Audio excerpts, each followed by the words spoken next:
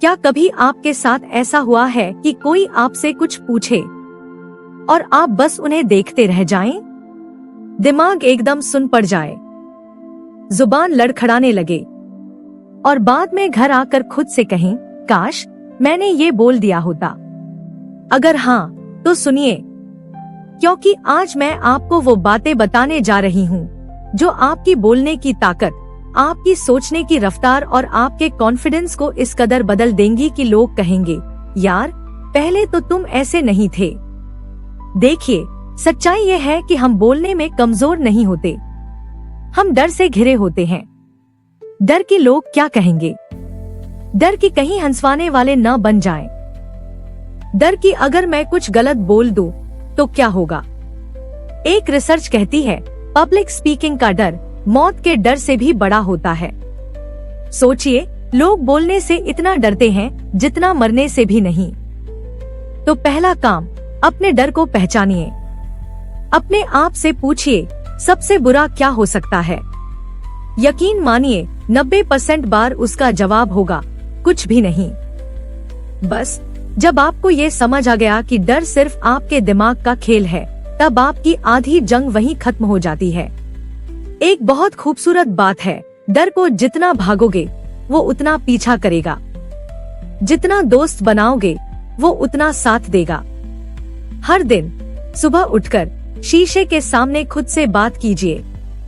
5 minute अपने आप से कोई सवाल पूछिए और उसका जवाब दीजिए। अब दूसरा काम, सोचने की स्पीड कैसे बढ़ाई जाए। जब कोई आपसे सवाल करे तो तुरंत जवाब देने की जरूरत नहीं है। आप 2 सेकंड का एक छोटा सा पॉज लीजिए, अपने दिमाग को सोचने का वक्त दीजिए। उस सवाल को दोहराइए।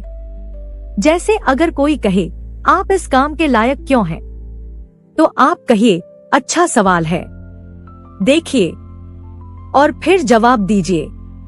इससे 2 काम होंगे, आपको सोचने का वक्त मिलेगा और सामने वाला भी आपको गंभीरता से सुनेगा। अब मैं आपको एक गेम बताती हूँ। इसे कहते हैं रैपिड रिस्पॉन्स गेम। खुद से 30 सेकंड में किसी भी चीज पर बोलने की प्रैक्टिस करिए। टॉपिक कुछ भी हो सकता है, बारिश, चाय, मोबाइल, किताब। जैसे चाय पर बोलना है तो बोलिए, चाय सिर्फ एक पेय नहीं है, ये भारतीय संस्कृति का हिस्सा है। हर घर, हर दफ्तर, हर रिश्ते की शुरुआत एक कप चाय से होती है। ठंड के मौसम में इसकी खुशबू और गर्मी दिल को सुकून देती है। इस गेम को रोज खेलिए, आपकी सोचने और बोलने की स्पीड दोनों तेज हो जाएंगी। याद रखिए, कोई भी अच्छा स्पीकर पैदा नहीं होता, वो बनाया जाता है। हर दिन 5 मिनट बोलिए, बिना रुके, चाहे टॉपिक कुछ भी हो।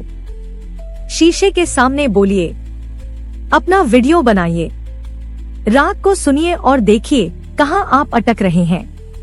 एक और कमाल की टेक्निक है स्टोरी टेलिंग। जब भी कोई सवाल करे या कुछ कहने का मौका आए, सीधे सीधे जवाब मत दीजिए, उसे एक छोटी सी कहानी में कहिए। उदाहरण के तौर पर अगर कोई पूछे, तुम अपने बारे में कुछ बताओ, तो ऐसे मत कहिए, मेरा नाम रवि है, मैं दिल्ली से हूँ। कहिए, बचपन में मैं बहुत डरपोक था, हर कोई मुझे चुप कहता था, लेकिन एक दिन स्कूल में मेरे टीचर ने कहा, जो बोलेगा वही जीतेगा। उसी दिन से मैंने बोलने की ठानी और अब मैं हर जगह सबसे पहले बोलता हूँ।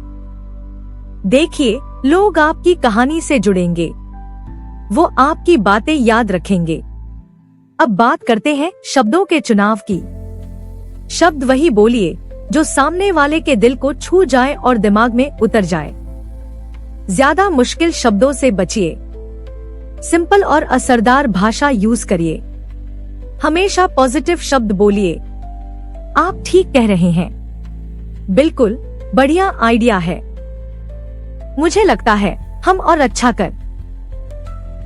कर सकते हैं। हर दिन 5 नए शब्द याद करिए, उन्हें अपनी बातचीत में डालिए, जैसे प्रेरक, सरल, समाधान, अवसर, प्रभावी, इन शब्दों का इस्तेमाल कीजिए।